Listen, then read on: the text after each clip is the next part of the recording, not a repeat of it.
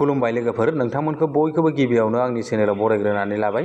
आसा खालामो नोंथांमोना आंनि भिडिअखौ जोबजासिम नायलांगोन आरो सोरबाफोर चेनेलाव गोदानै फैदोंब्ला दासिमबो जुदि नोंथांमोना आंनि चेनेलखौ साबस्क्राइब खालामाखैब्ला अन्नानै चेनेलखौ साबस्क्राइब खालामनानै हो, लोगोसे लाइक आरो शेयार खालामना होदो लोगोफोर। नोंथांमोनजों दिनै सावरायगोन अरुण'दयनि 3.0नि जि राङारि अनसुंथाइ बेखौ नोंथांमोना माब्ला मोनगोन आरो बे अरुण'दयनि फैसानि सायाव बा अरुण'दय स्किमनि सायाव आसामनि चिफ मिनिस्टार बिथाङा मा फोरमायनानै होखो आं नोंथांमोननो दिनै फोरमायहरगोन आरो लोगोफोरना।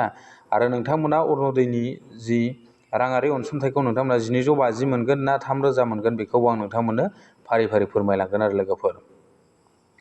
गिबियावनो नोंथांमोना बे अरुण'दयनि जि राङारि अनसुंथाइ बे अनसुंथाइखौ नोंथांमोना 1250खौनो मोननो हासिगोन दे लोगोफोर। नोंथांमोना बेवहाय 3000 मोननाय नंला।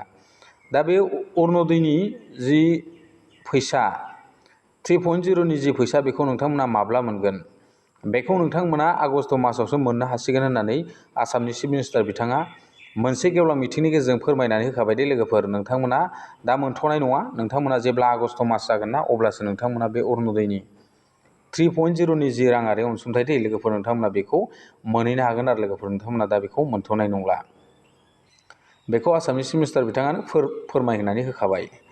आरो बेजों लोगोसे नोंथांमोना 1250खौनो मोननो हासिगोन आरो ना लोगोफोर। बेवहाय मिटिंनि गेजेरजों बिथाङा बा आसामनि चिफ मिनिस्टार मामाया बेखौ माने फोसावनानै होखाबाय आरो लोगोफोर।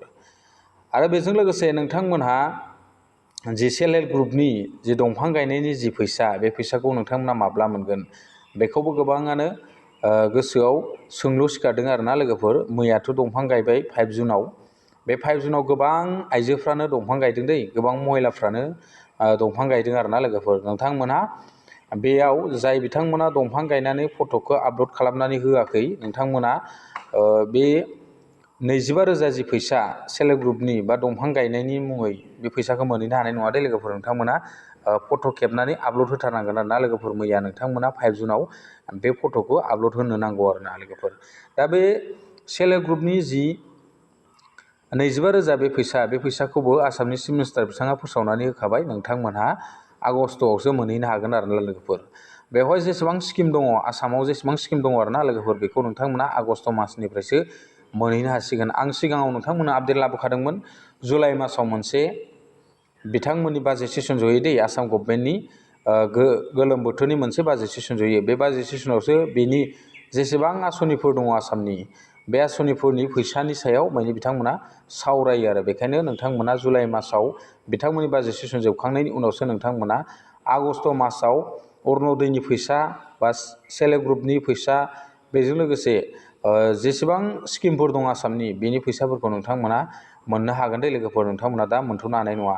आं बेखिनिखौ दिनै नोंथांमोननो फोरमायहरखाबाय। नोंथांमोना जाहाथे सोरबाफोर बेनि सायाव जुदि गोनो गोथो जानानै दङब्ला नोंथांमोना आंनि भिडिअखौ नायदोंब्ला एसेब्लाबो बुजिनो हासिगोन। नोंथांमोना जे अरुण'दयनि फैसाखौ बेसेबां मोनमारगोन आरो बेजों लोगोसे सेल्फ हेल्प ग्रुपनि फैसाखौ माब्ला मोनगोन बेखौ नोंथांमोना क्लियार मिथिनो हागोन आरो लोगोफोर।